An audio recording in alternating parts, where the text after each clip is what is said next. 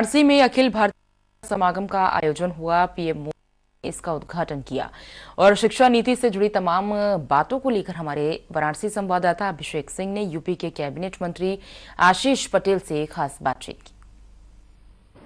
NEP 2020 यानी new education policy Bharat सरकार की तरफ से फिलहाल अमल में लाया जा चुका है, लेकिन ये धरती पर कैसे काम करे, यानी जमीनी स्तर पे इसको लोगों को मिले, ये लाभ को लेकर आज प्रधानमंत्री के संसदीय क्षेत्र में डिस्कशन था। रुद्राक्ष अंतर्राष्ट्रीय कन्वेंशन सेंटर में इसका डिस्कशन था और देश भर से लगातार, चाहे वो केंद्रीय विश्वविद्यालय कुलपति हो, चाहे राज्य के, चाहे डीम्ड के, और इसमें उत्तर प्रदेश के भी मंत्री के साथ साथ प्रदेश केंद्र सरकार के मंत्री, और जिसका उद्घाटन सत्र जो प्रधानमंत्री ने संबोधित किया। हमारे साथ उत्तर प्रदेश एवं प्राविधिक शिक्षा मंत्रालय के मंत्री हैं आशीष पटेल जी।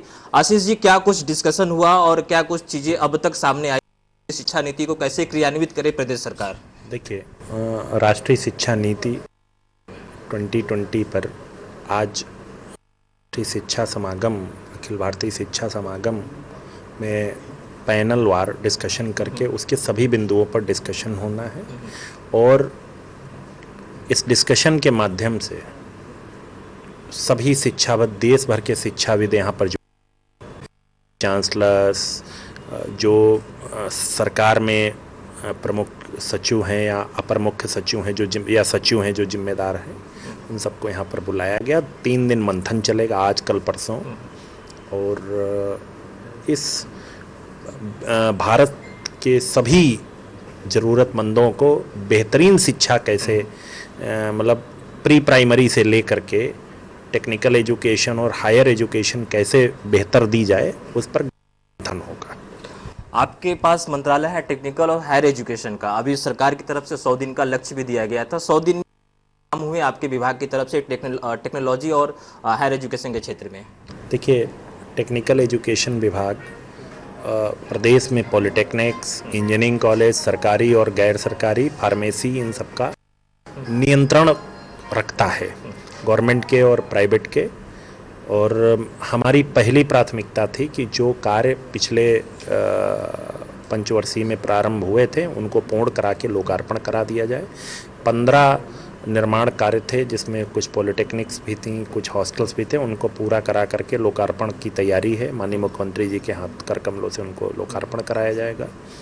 इसके अलावा गुणवत्तापूर्ण शिक्षा देने के लिए यूराइज पोर्टल के माध्यम से स्टूडेंट्स को बेहतरीन सुविधाएं एक ही पोर्टल पर कैसे मिले, सभी प्रकार की वो व्यवस्था, ऐसे करके बहुत सारे बिंदु हैं। अभी तो मैं आपको गर्व के साथ बताना चाहूँगा कि माननीय राज्यपाल महोदय नायक पर ग्रेडेशन पर बहुत ज़्यादा वो था, और मैं बहुत ही गर्व के साथ आपको बताने जा रहा हूँ, उत्तर प्रदेश में उच्च शिक्षा और तकनीकी शिक्षा के सभी विश्वविद्यालयों में से राज्य विश्वविद्यालयों पहला विश्वविद्यालय बना है गोरखपुर तकनीकी विश्वविद्यालय MMUAT, और उसको जो है नैक का A ग्रेड मिला है प्रदेश में।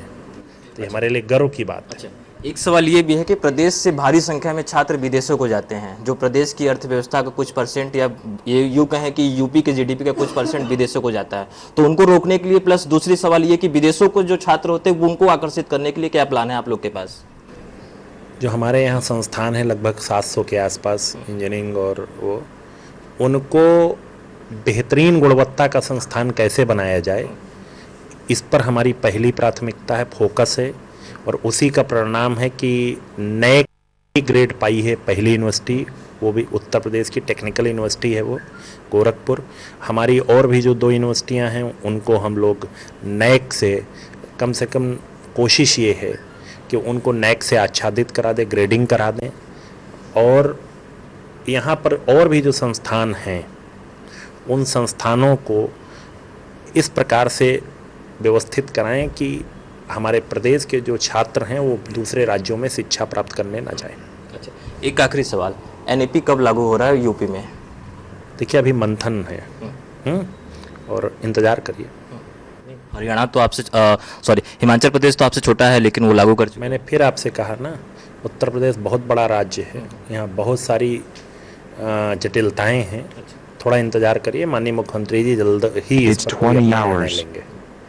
ये थे प्रदेश सरकार में प्राविधिक शिक्षा मंत्री आशीष पटेल, जिनका साफ कहना है कि प्रदेश में अभी एनईपी लागू करने में काफ़ी जटिलताएं हैं, लेकिन सरकार फिर भी अपनी तरफ से हर संभव प्रयास कर रही है। सारा समय के लिए वाराणसी से अभिषेक।